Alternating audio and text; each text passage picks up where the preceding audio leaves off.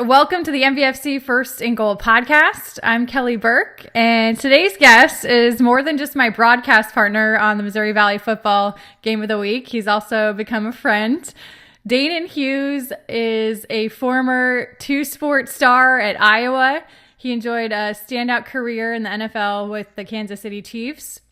And now he works among several jobs as a broadcaster. That's how I know him. So Danan, welcome to the show. This has been a long time coming. I know. Thank you. Thanks for having me. I'm excited about the season. Obviously working with you again, another fun season to be, and happy to be on the podcast. College football kicks off this Thursday. So what are some of the storylines that you will be closely following this year in the Missouri Valley Football Conference? Well, obviously the first thing that always comes to mind is North Dakota State. If their reign will still remain supreme, I guess you could say. And then who will be those other teams? UNI is always, those scrappy blue-collar kids from Iowa with Mark Farley and that kind of linebacker attitude. So they're always fun to watch. They have a lot of great talent.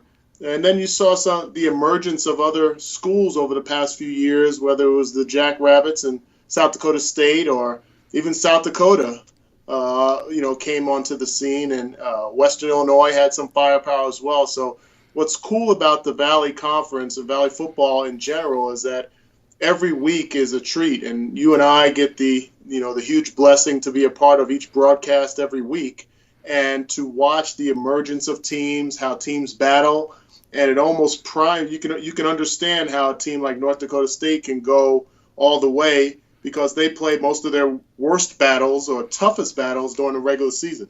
You're obviously an alum of Iowa, so what are some Iowa storylines that you'll be watching? Because I know that's important to you, and you're always checking in on the scores and the games when we're out on site at broadcasts. Yeah, like I see, I'm repping my Hawkeye stuff right here. My Hawkeye stuff. Yeah, Iowa. I hate to say it in this vein because I don't want to jinx anything, although I don't believe in jinxes. They have a relatively easy schedule this year. And I say easy because they have their toughest teams, for the most part, at home. I think they play 5 of their first 6 games at home. They play Wisconsin and Nebraska at home. So I have high expectations and high hopes for this team. They returned their quarterback. Obviously, they lost a little bit of firepower on defense with Jackson going to the NFL, and he's doing great things in Green Bay. So I'm cautious, but I feel as good about this program and what they can overcome this year as I have in several years. So I'm looking forward to it. They got a Valley Conference foe early in the season where they got to go against UNI, and then they got Iowa State, and so the list continues to roll through. So it's not going to be a cakewalk, but they have the luxury of having them on their home turf at Kinnick Stadium. So yeah, it should be fun. When you have a team like a North Dakota State who has been not only dominant in the Missouri Valley Football Conference, but in the FCS as a whole, what will it take for other Valley teams to model that type of success? Well, Kelly, this podcast was going really well until you just brought up North Dakota State because they beat my Hawkeyes. I think that's the last non-conference game the Hawkeyes lost on their home turf. So I'm going to cut it. Yeah, podcast over. No, North Dakota State has been phenomenal. And when you watch that program and how it's just continued to stay consistent, no FCS team wants to play them. No FBS team wants to play them. They are the cream of the crop. They are a team. They're part of a conference that I consider in the Missouri Valley Football Conference as the SEC of the old 1AA, I guess you can say. And to me, they're a scary team for anybody to play. And I believe, they are 6-0 against their last 6 FBS teams, or 5-0. I believe so. Right. Yeah. So with the likes of Kansas and K-State and Iowa and Iowa State, and the list goes on. So they have played quality football, and they show that they can compete against anybody. And now you see a lot of the emergence of guys in the NFL from those schools like that. And obviously the number one guy is Carson Wentz and what he was able to accomplish up there in Fargo. So it's exciting to see. Sometimes it's a little unfair because they're so good. But I give a lot of credit to the other schools, the Southern Illinois, the Illinois States, and everybody that they get up and they fight against that team. And if you look at their records, I believe they've had at least one loss in conference for the last few years. So there's always one team that's really ready and reeling at the opportunity to knock the king off its throne, and it always happens in Valley play. Yeah, the South Dakota State's knocked them off in the regular season the last 2 years. Now, of course, NDSU got revenge last year by winning it all, but it'll be interesting to see how it plays out this year.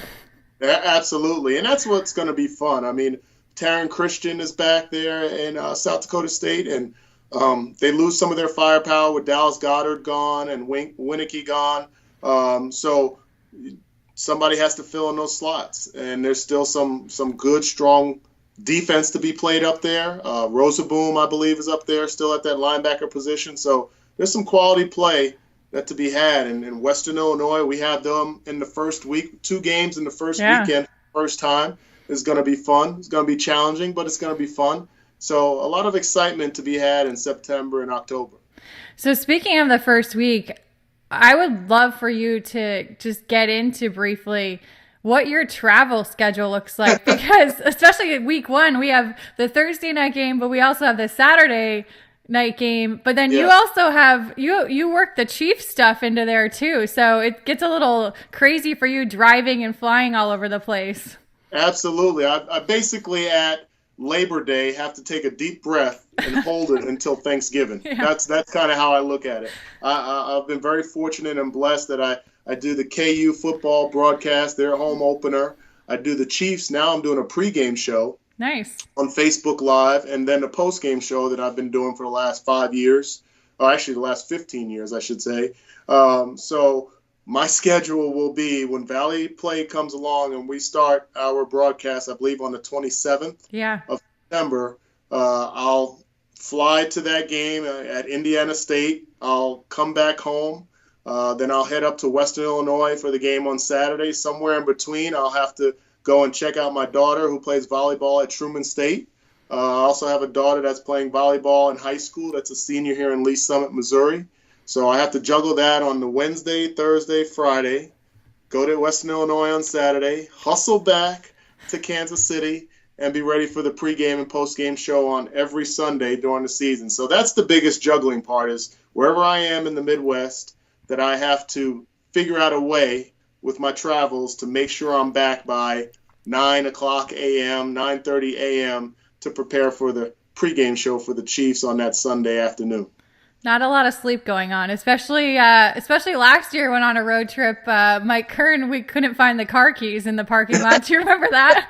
Yes, but you know as well as I do, when I'm in the car, as long as I'm the passenger, I'm knocked out. That's true. I can sleep anywhere, so I get my beauty rest, much needed beauty rest wherever possible. So, how does a Jersey boy who grew up in Bayonne, New Jersey, end up going to college in Iowa? Hey, forget about it. Who died? I lost my accent a little bit, so I really got to work on it. Who died and left you boss? Actually, you know what? It was a great change of pace for me. I grew up 5 minutes from New York City. Born and raised, all my family has always been in New Jersey. I think I was one of the first people to kind of venture out, especially into the Midwest. But I didn't have a whole bunch of common sense back then, but I did know that if I stayed anywhere near home, because I hung out in New York City, I always tell the stories, you know, when I was in high school, I was hanging out with Mike Tyson and Chris Rock and Tommy Davidson and going to clubs in New York with neighbors that I grew up with that were bartenders at different New York clubs. So, you know, I lived a different kind of life back then. But I did have enough sense to say, you know what, if I stay anywhere near here, I'm not going to be worth anything in college. So Iowa came knocking, Nebraska came knocking. They were the first or the only 2 West schools. Everybody up on the East Coast, Penn State, Rutgers, Syracuse, all recruited me. But I wanted to get away from home, and the key thing is I wanted to play baseball. Okay. And Iowa committed. Hayden Fry came in my living room with his cowboy boots on, and Texas twang, and wowed me and my parents, and committed that I could play baseball. And that was the selling point when I went to visit Iowa. It was a great visit, and the rest is history. One thing I love about you is the stories you tell. And so take us back to college and a particular softball class that you took where yes. you I guess the best way to put it is you sort of minimized your skills as a baseball player to yes. an unknowing teacher. Yes. So, everybody has to, I don't want anybody to think that I took cookie cutter or vanilla courses or cakewalk courses. You have to take a PE in college, right? So I'm looking up and down the list. The first story is I grew up with a ping pong table, okay. and we used to have ping pong tournaments. So I took ping pong. Okay. One of my PE, and the teacher came in and we were messing around, and the teacher said, I acted like I didn't know how to play ping pong, and the teacher said, if anybody can beat me, you don't have to come again. And then I whipped them, and I didn't have to come again. So that was one of my first kind of ways to kind of trick teachers. So then the next year, my senior year, fall semester, I'm done. I'll be done with football, done with college, going to play pro baseball, and I picked softball. And so I went out to the softball complex, and the teacher didn't know who I was. Now, I'm the only two-sport athlete on the campus. I was all Big Ten in both sports, but somehow she didn't know who I was. But here's the thing, Kelly. Not a lot of people know. My first name is Robert. Oh, I didn't know that. Yes. So obviously on the first day of class in registry, everything says Robert Hughes. Okay. So she didn't put two and two together that I was Danan Hughes. So once I saw that, I was like, pounced on it. I was like, oh, this is going to be awesome. I'm going to make this fun. So, I acted like I didn't know how to play softball. Like I ran the wrong way. I hit the ball, ran to third base first. And, where's left field? Where's right field? So long story short, I got most improved in the class. And the kicker is when I signed with baseball as a junior, the first thing I bought was a brand new Jeep Cherokee. Okay. And the license plate was two-sport, so two-sport athlete. And I pulled up to class every day with that Jeep, and she never paid attention to it. And after the last class, after I got most improved and I got an A in the class, because by the last class, obviously I was now in baseball mode. I was, playing normal. Yeah. I left. We met some classmates at a local bar after class and so on. And one of the guys said, "Hey, when you left, I finally told her who you were." What was her reaction?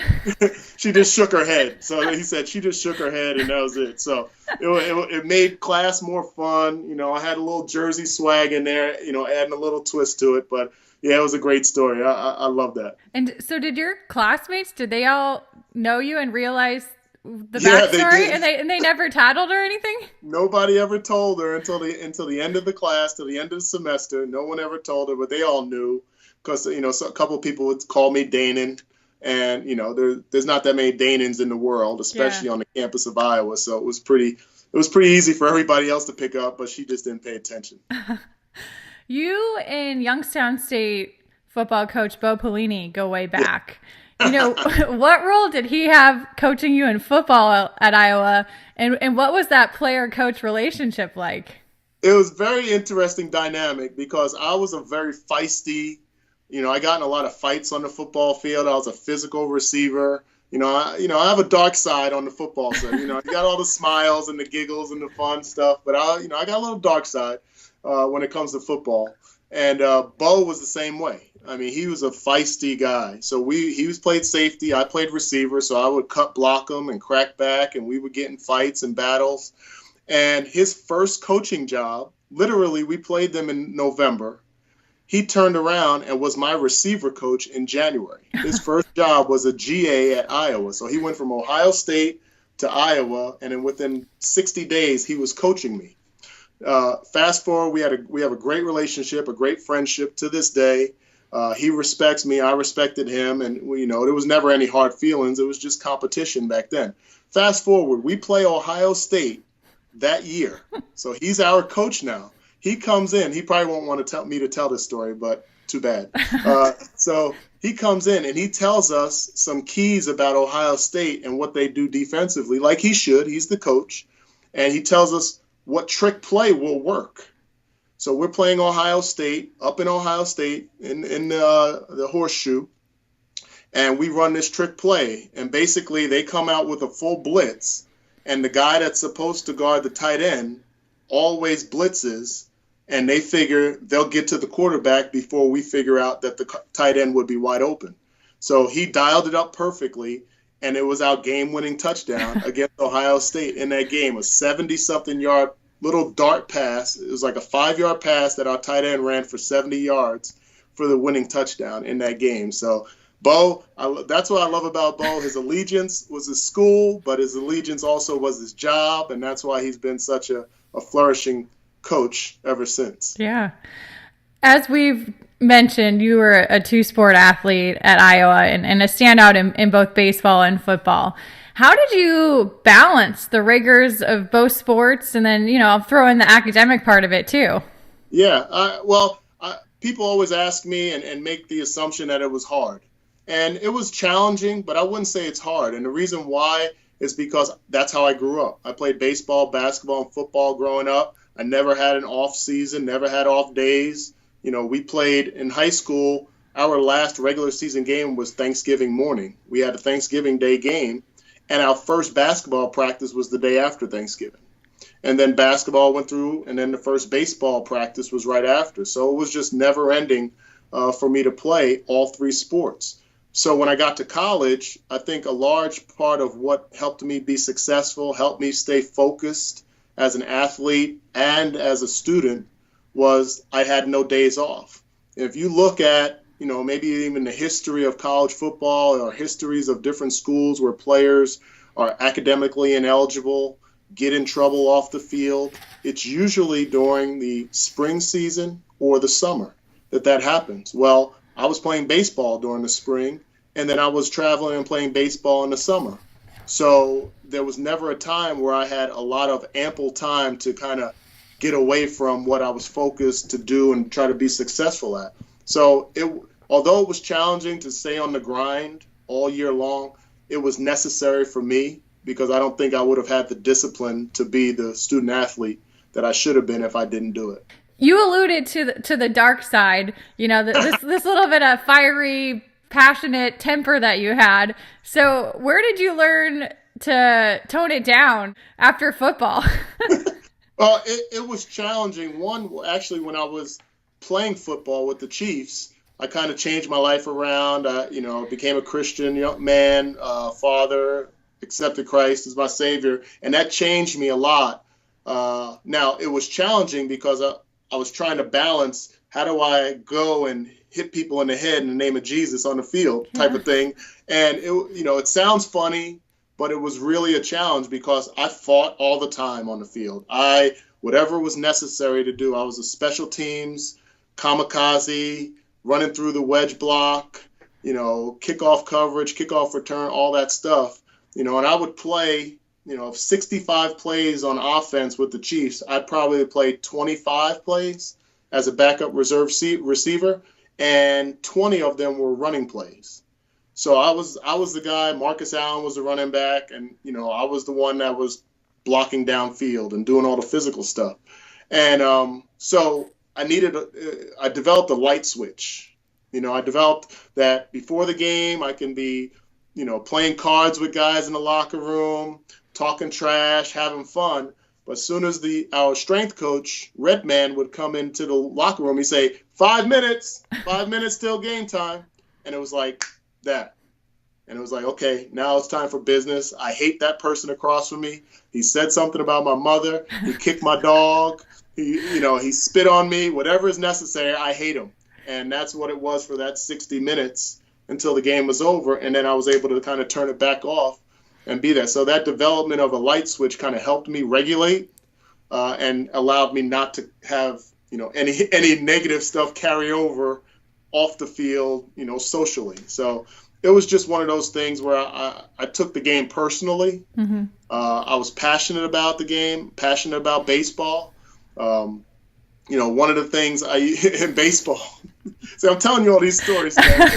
One of the things about baseball, when I realized that I probably needed to either go to counseling or I needed to go play football was I would like scream from center field. You know, like if a guy kind of looked like he was showing up our pitcher, you know, I would scream, hit him, throw at him, don't do that. You know, so I was kind of had a football stupid mindset in baseball. So I needed either counseling or I needed to go play football. So that's kind of how I transitioned from pro baseball into football. But it was all about that light switch. Do you see some of that same fieriness in your own kids? Because you have 5 kids and they're all standout athletes. So I am one other thing you may not know about me. What has changed, the transition of the light switch life has changed into an emotional roller coaster. So I like, Kelly, you can't sit next to, like, I can't be in the middle ground. You know how some people, the middle ground, yay and boo. No, I can't. I got to be totally silent or I'm a wreck. It's like, it's it. So, I'm crying at games and, I'm walking around, because when I see, and here it is, when I see glimpses of me, that I lose it, because I know how much I poured into the game and I poured into practice and I poured into being in shape and poured into my focus and physical stuff. So when I see my kids do it, oh my gosh. And so in college, at the college level, you see glimpses in high school, but my daughter, Savvy Hughes, who plays for Truman State, she is the epitome of what I was. So she's the one that I most enjoy watching, because I don't have to say anything. I don't have to, you know how some parents give try to get eye contact with their kids on the court, or, may yell something. I don't have to say a word. So it's kind of, I can just watch and I know exactly what she's thinking. I know exactly what she's wanting to do. She's a setter, so she's like the quarterback. Okay. So it's just amazing. And my son plays basketball and he has glimpses of that, but I still feel like, I got to tell him something, hey, shoot the ball more, or rip through, or give him some, pointers from the stands. So that emotional roller coaster I go through with my kids is real. Yeah. So the day I'm looking forward to this year, they'll both be seniors. Okay. And I already know I'm gonna need like a straitjacket. I'm gonna need a sedative, a straitjacket, a blanket, something, because this is not. It's gonna be fun, but it's not gonna be fun. So I'm trying to prepare myself 2.5 months in advance to be emotionally ready for a senior night for my 2 college kids. I'm sure they'll appreciate that. Oh, yeah. You've been coached by some legendary coaches over the years, both in college and at the pro level. Let's start with Coach Hayden Fry. What impact did he and also his assistant coach, Don Patterson, have on you? Well, I'll even go further. Coach Fry was an amazing coach, legendary, Hall of Fame coach. One great attribute about Coach Fry is that he knew how to coach his coaches to coach the players. So he would rarely get involved in the ins and outs of everyday practice and drills. He would just monitor, and then he would go back and coach his coaches accordingly. Bill Snyder was my first offensive coordinator at Iowa. Okay. And not a slight to Coach Patterson at all, not a slight to anybody, but I learned coming, just a raw city kid from Jersey, I learned so much in that one semester with Bill Snyder that kind of carried me off through the rest of my career. I didn't play wide receiver in high school. I played quarterback and I played defensive back. So wide receiver was new for me. Okay. So Coach Snyder kind of set the foundation with attention to detail. He would not let you catch a ball. He wouldn't let the quarterback throw you the ball if you did something wrong on a route. If you went 11 yards instead of 12, if you false stepped off the line of scrimmage, if you stepped in the bucket on your routes, he'd tell the quarterback, don't throw it.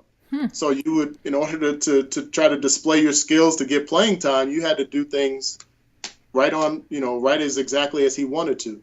Coach Patterson took over right after Coach Snyder left for K-State, and then it just kind of elevated from there. And Coach Patterson was integral force in my life as a mentor and as a coach that just kind of brought the best out of me at a position that I had never played before, as a leader on a team.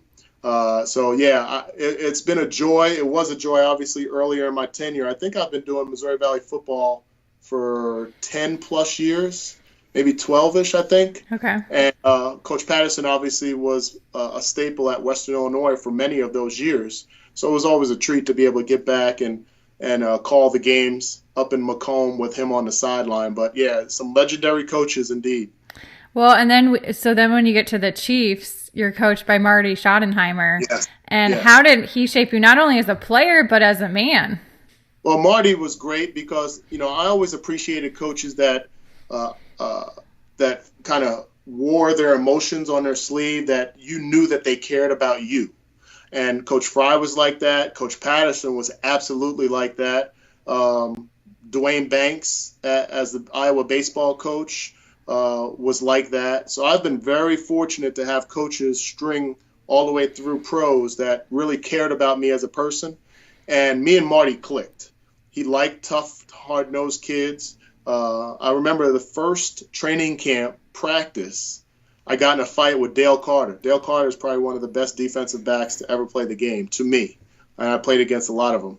And I think that's what got me making the team, is that Marty liked the fact that I wasn't afraid. He liked the fact that I was physical, and we hit it off from the beginning. So I was a captain.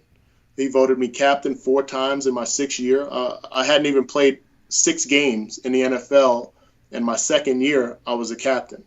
Wow. He came up to me on several occasions, like, Danan, he come when we're stretching. He's like, Danan, I try to cut you every year.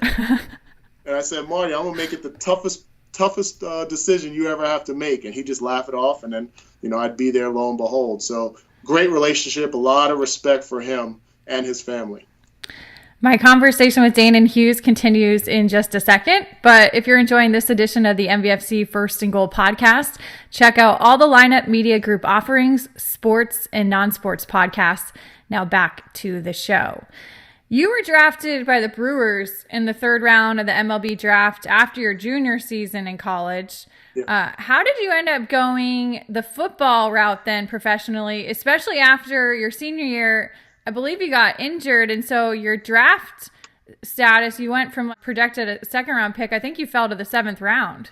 Yeah. So, I got drafted. I actually got drafted after my sophomore year by the Padres in the 52nd round. Okay. And I turned it down and went back to school. Then after my junior year, and crazy enough, I played the least amount of baseball my junior year because in the 4th game of the season, we were playing against Missouri State, which back then it was Southwest Missouri State. Yeah. And I hit a home run the first at bat. I had like 4 home runs in 3 games or whatever. I was batting like 5-something on a tear. And the next bat, I squared around the bunt, and I got hit in the hand and broke my finger and was out for like 30 games. Oh, wow. So I only played like 20 games that junior year, and I got drafted in the 3rd round by the Brewers. So I guess less meant more. Yeah, I guess so. I guess I didn't have a chance to screw it up. So I got drafted by the Brewers, and in the negotiations, I said, the only way I'll sign is if you allow me to finish my senior year of football. And they complied. So July 31st, I was playing minor league baseball in Helena, Montana. We got snowed out of a game July 7th. I remember that. And the next day it was like 90 degrees. But it was beautiful country, great area, great baseball. But July 31st is the cutoff date that I said, all right, see ya. I'm going back to college to get ready for camp and play my senior year of football. So I played through my senior year. I hurt my ankle during my senior season. Still played in every game, still started every game, but I wasn't the same. It was like the 4th game of the season. I was in the Heisman watch and having a good year until then. Fast forward through the season, we don't go to a bowl game. I'm getting ready to go to the Hula Bowl and the East-West Shrine game. And working out, I broke my foot. Oh, geez. I didn't know it was broken. I just thought it was hurt. And I played in the Hula game. I played in the East-West Shrine. And then at the combine, they x-rayed it and saw that it was a fracture. So I go into the draft. Now there's questions. At that point, there was questions on whether I would play pro baseball and questions now as a wide receiver if I would recuperate enough to be a functional, fast wide receiver again. So I dropped from the 2nd round to the 7th round because of those questions. Okay. I had surgery 4 days before the draft. Oh, wow. They thought it would heal by itself, so they told me to wait. And then the weekend before the draft, my agent said, you got to get surgery. Teams have to see that you already had the surgery and that you're healing. So I had to scramble within literally 24 hours. I had to scramble, find a doctor to do a surgery before the draft, and then be able to get and disseminate the information to all the teams that I was on the rehab and everything went good. So the Chiefs drafted me in the 7th round. I was on practice squad for the first 10 games, and I made my NFL debut on Monday Night Football against the Buffalo Bills, who was going to 4 straight Super Bowls at the time, on Monday Night Football, and as a punt returner, and I had never punt returned in my life. Oh, my gosh. So, yeah, but that's where baseball came in, because Marty came up to me. He's like, hey, Danan, can you punt return? And I said, yeah, of course. Yes, I want to play. Yeah, I can do it. I'll figure it out. And the reason why I was able to be a good punt returner is because I knew how to drop on fly balls in center field. So that kind of helped me. Interesting. So, as you just spoke to, 10 weeks on the practice squad to start your rookie year. And then by the end of it, you're playing the AFC Championship game. Yes. What was the roller coaster of emotions like that first season? Well, obviously it was crazy because, one, I just assumed that should happen every year. Yeah. Which obviously it never happened again for the Chiefs. But, I was playing with Joe Montana, Marcus Allen. I was drafted with Will Shields. Those are 3 Hall of Famers. Yeah. Derek Thomas was on the team. So there was 4 Hall of Famers on that team. And we just hit a stride, played some tough teams, and won. Unfortunately, that was the last home playoff game that we won in Kansas City history. Wow. It was my rookie year. So 20, 30 years, 25 years ago. Oh, my gosh.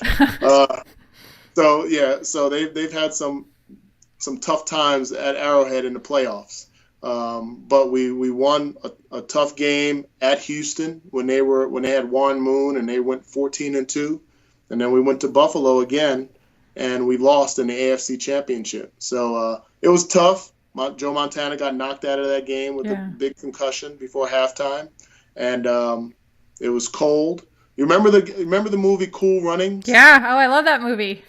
So when we came out, we were playing Buffalo in the AFC Championship. And when we came out of the locker room, we were almost like those dudes when they came out of the airport when the wind and the snow hit them. They just stayed inside. That's how cold it was up in Buffalo. So I think we were almost beat before we even kicked off because of the weather.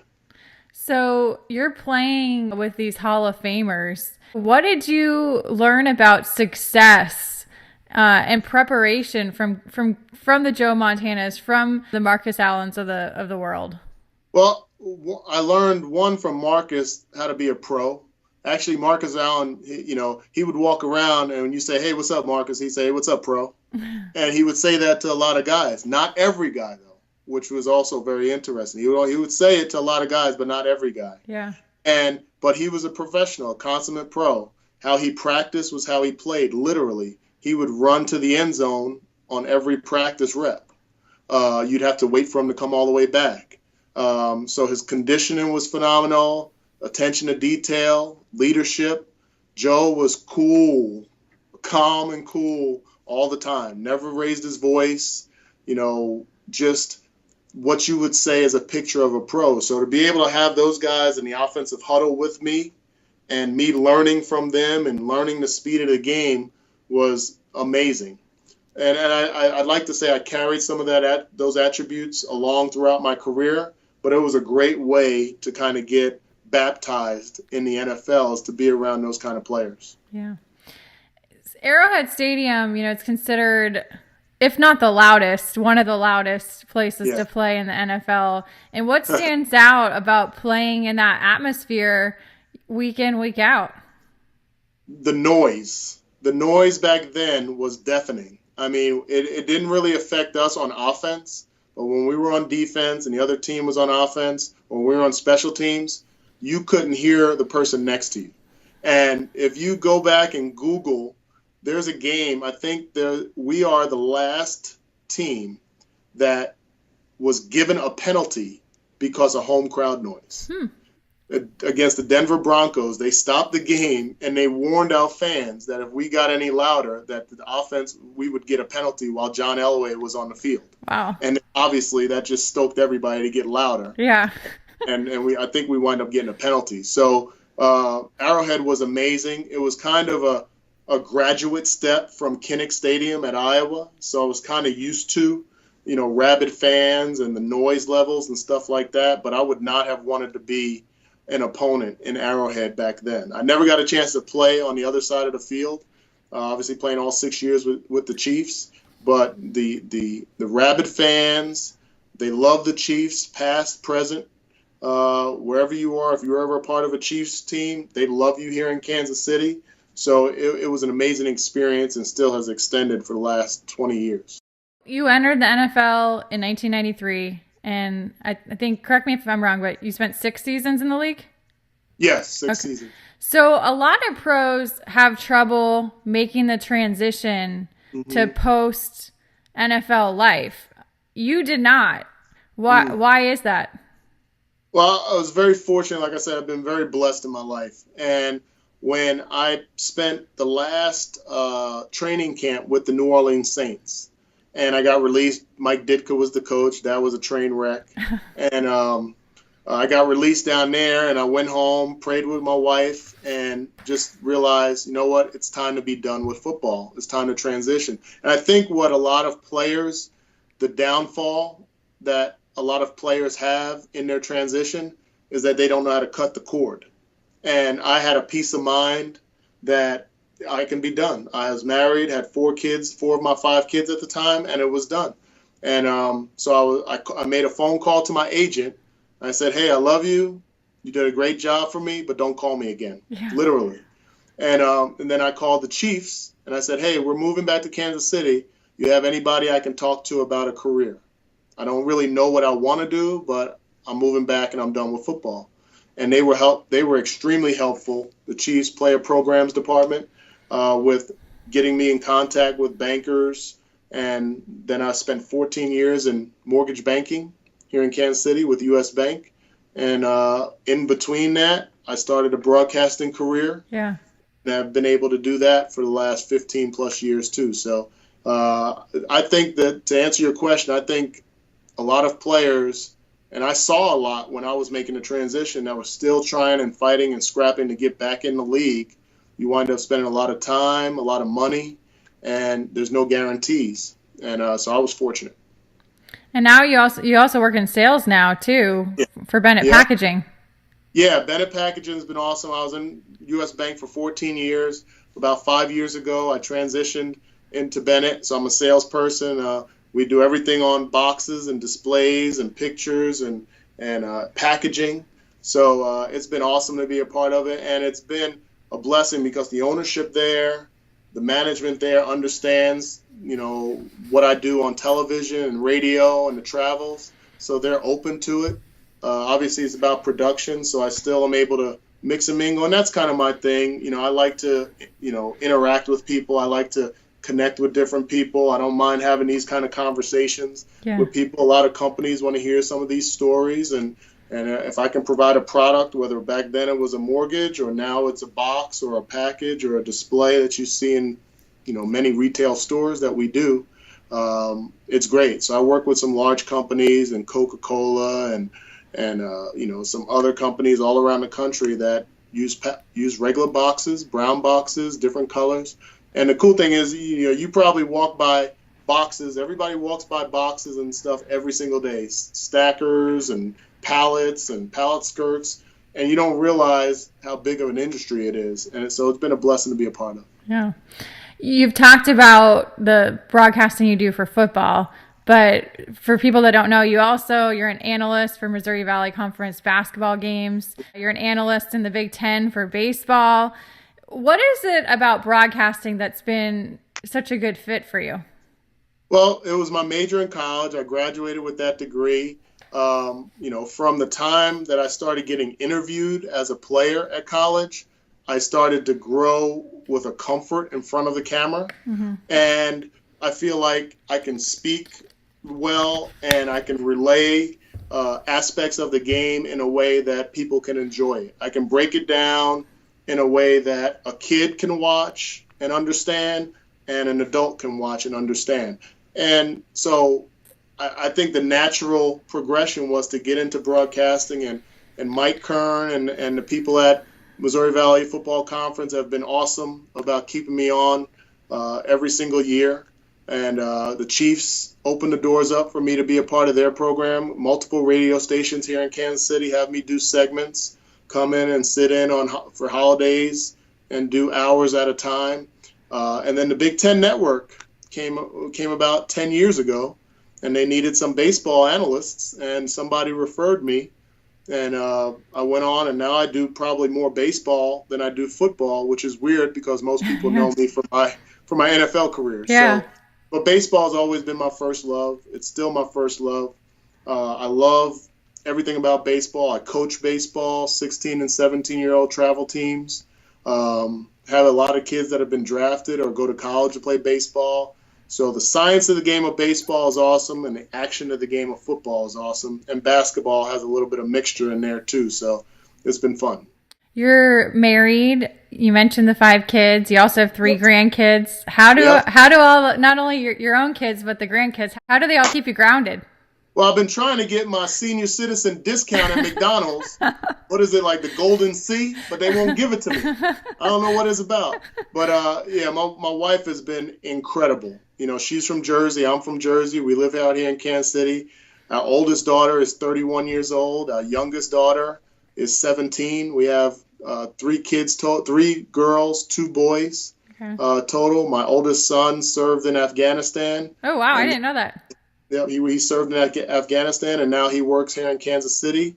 My 2 middle kids are in college playing sports, and then my youngest is on her way to college next year to play volleyball at Truman State. So we'll have the trifecta at Truman State next year, and then the 3 grandkids coming up behind them. So we've been truly, truly blessed to have the family support. And in reality, for a long time, we didn't have anybody else out here in Kansas City. All of our family was in New Jersey. Okay. We now have my wife's side of the family, her sister, nephews, and her grandmother that live here with us. But other than that, it's just been about us being out here and being our own family support for each other. So we're a close-knit family, just truly blessed. Yeah.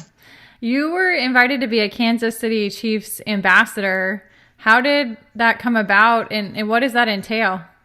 Well, Chiefs Ambassador is a cool group. Lamar Hunt, the former owner of the Kansas City Chiefs, basically he's the man that's responsible for the Super Bowl. He's the man that's responsible for a lot that has gone on in the NFL since the beginning of time. Yeah. He really was strong in players being a part of the community. So if you look back on films and YouTube and games in the 90s, you see all around the ring of the stadium, everybody's foundation, everybody's charity, pictures, kids, all that stuff that all the fans got to see. Oh wow, Kevin Lockett does some work for Genesis School, and Dale Carter does this work out in the community, and Derek Thomas is Third and Long Foundation, raising money for kids and different things. Well, the Ambassadors is a former Chiefs, and we have guys that played for the Dallas Texans before they became the Kansas City Chiefs, and all the way. So we have 6 or 5 decades of players that have been a part of the Chiefs organization in some way. Wow. So 45 of us or so. And we still do charity work, still do work in the community. So it's kind of an offshoot of what we did as a player that Lamar Hunt allowed us, and now Clark Hunt allows us to keep going and be connected to the Chiefs organization. So the Ambassadors were, golf tournaments, speaking engagements, autograph sessions, parties, we do it all. That's awesome. You're not afraid to speak up and to stand up for issues that are important. on social media, whether it's racial inequality, domestic violence, women's rights. You don't just stick to sports. And that's one thing I really appreciate about you, because I always feel like you're posting stuff. I don't always agree with everything you say, but I learn from stuff you post, and it's good to get the different perspectives. So why is it so important for you to use your voice? And I think you hit the nail on the head, is that, a lot of times people think that that whether it's myself or anyone else, especially with social media, that I am trying to sway you. Yeah. I'm trying to make you, an image of my thoughts or my ideals or my beliefs, when really it's just about a different perspective. And so I feel like God has blessed me with the ability to relay a message, whatever it is, about football, baseball, socially, my kids, whatever, disciplines, in a way that people will at least understand the perspective. And so I've been very vocal about whether it's politics or whatever from a different perspective. Okay, so the kneeling that's happening, let me reiterate that it's not about the flag. It's not about the military. My son served in Afghanistan. Yeah. It's about the things that have gone on systemically throughout history in this country as it pertains to racial inequalities. Just understand the perspective. I'm not saying that your parents and grandparents were terrible people. Just understand the perspective and the position that different people that may not look like you may have. Yeah. With women rights. I was on a group text with the guys. I said, a lot of what has happened with women. It's all of our fault, men. Let's wear the responsibility of how we treated women in the 40s and 50s and 60s when they couldn't vote and they couldn't do and they didn't have and they don't make as much. Let's wear the responsibility. To me, that's the first thing before you start healing. You have to wear a responsibility and be accountable. And that perspective, obviously, just like racial stuff, it kind of rubs people wrong sometimes. They don't want to have that kind of responsibility and humility. So I'm vocal about it with friends back home. I have a lot of policemen who are friends. Yeah. I have, I just interact, and I feel like, if we can't have conversations about things, then there's never going to be growth. And we don't. The number one phrase that seems to have been lost on our country is, let's just agree to disagree. You should be able to walk away from every conversation with, well, I see what your point is, but I'm just going to agree to disagree. And that be it. We don't have to come to blows. We don't have to hate each other. We just agree to disagree and walk away. But you learn something in those conversations. So, my point with using my platform that way is I want to honestly be able to look at my kids and my grandkids in the face in 10, 20, 40 years and say, you know what? I tried. Yeah. I tried to fill in the blank. I tried to use my platform in a way to help this country be different or change some perspectives of people in my neighborhood, in Kansas City, back in New Jersey, police officers, firemen, political, that I tried. If I could plant a seed in one person's mind that's different, that might change the whole fabric of their family and their thoughts. And, no matter what happens or going on in this world, there's always going to be black people. There's always going to be white people. There's always going to be Asians. There's always going to be every ethnicity. So we might as well figure it out. It's so important, too, because your experiences, and we've talked about this before, your experiences as a black man are different than mine as a white female. There's just some things you've been through that I have never had to deal with in my life. And certain things as a female in sports, I had to go through that you wouldn't have had to deal with. Exactly. And there's things that my kids will go through and have gone through or they need to be aware of.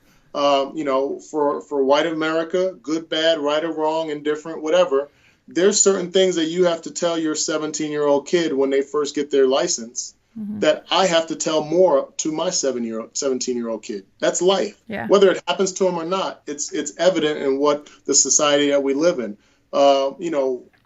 Being aware of your surroundings. I grew up in Jersey where you paid attention to everything that went on because you didn't want to be caught off guard.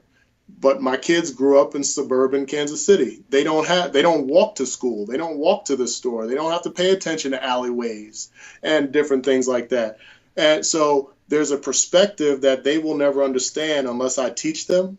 And there's a perspective of white America, women, whatever fill in the blank person that they may not see or ever be a part of unless I'm open to the conversation. And it's going to be different. It's not going to be the same. And who knows how much better it will be. But I don't think we should be resigned. And I hate the statement that a lot of people make when you have these deep conversations, when they say it is what it is. No, it might be what it is now, but it doesn't have to be that going forward. And you can go home and tell your kid, this is wrong. Bias is wrong. Racism is wrong. And here's what they're saying. Here's what I spoke to a guy named Danan Hughes who told me these things. And I believe him. He has integrity and he's not, doing stupid stuff in a society. And maybe we can learn as a family about that. You can tell me stuff about being a white woman in broadcasting or wherever. And I can learn from that because that's a perspective that I would never experience. So, the Bible says, as iron sharpens iron, so one man sharpens another. So that's what I believe. This next question is probably, I know you will have an opinion on it. The new NFL helmet and roughing the passer rules have been extremely controversial. As a former wide receiver and return specialist, what is your opinion? All right, hold on, Kelly. You see this thing? Yeah. This is the helmet, right? Yes. This is my head. Yeah. See how close this helmet is to my shoulder? Mm-hmm. It's not possible to hit somebody with your shoulder without the head being hit first. So NFL fans, whoever think that it's the easiest thing in the world, try hitting a moving target that's trying not to allow you to hit them or trying to run you over, can make the slightest adjustments at a split second without these, what would you say, between my head and my shoulder is about 8 inches? Yeah. But by these 8 inches, that one of these will not be affected in that tackle or that hit. It's impossible. So there's my my PowerPoint. I don't have a laser PowerPoint or anything, but that I hate it. I understand it. Yeah. But I think there's a knee-jerk reaction to what the NFL did not pay attention to back when I played and years before. And now they're trying to overcome that, and they're doing it in not a very good way.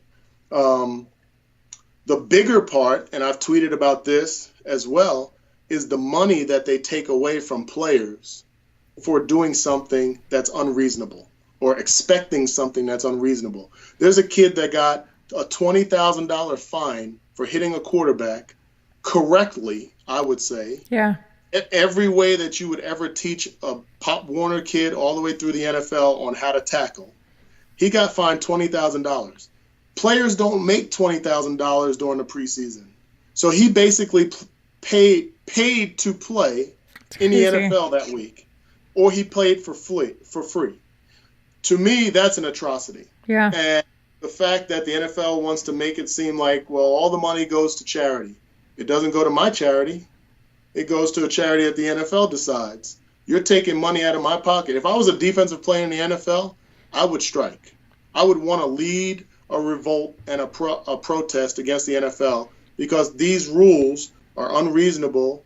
You're taking money out of the players' pockets, and you're expecting them to do something that cannot be done, and they shouldn't stand for it. That's why you're seeing the Khalil Macks, the Thomas in Seattle, safety. You're seeing a lot of these players either retire or hold out for more money because they realize that their value will never be the same because of the rules. So these guys are holding out wanting more money now because they know that their careers could be cut short because either they're going to hurt themselves going slow, trying not to fill in the blank hit, or they're going to be obsolete in a few years.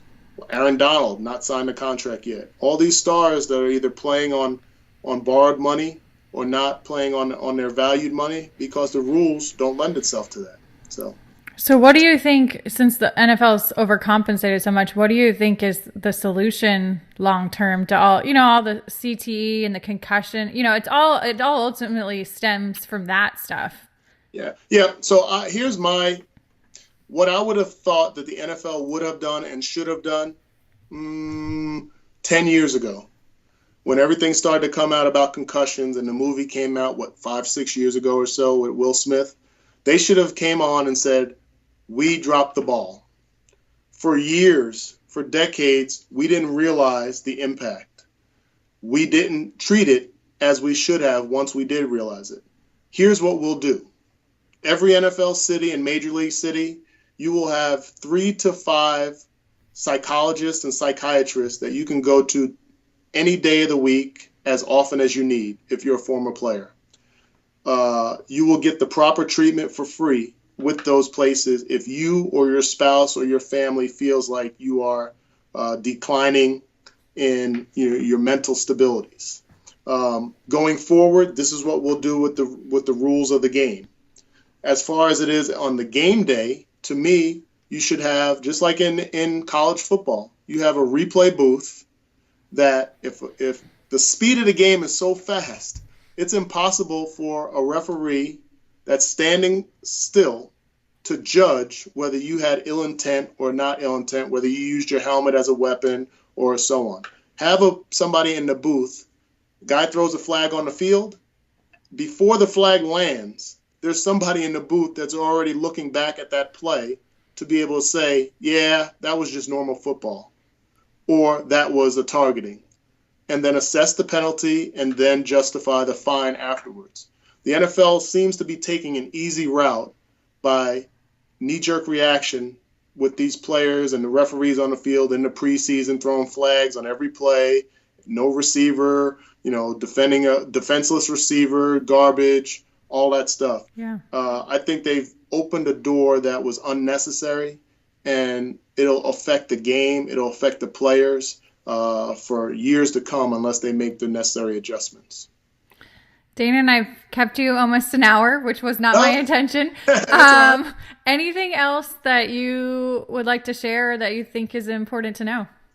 I'd go back to Missouri Valley football. It's going to be exciting, another exciting year. I'm amped up for it. I'm encouraging all your followers and listeners to make sure they tune in.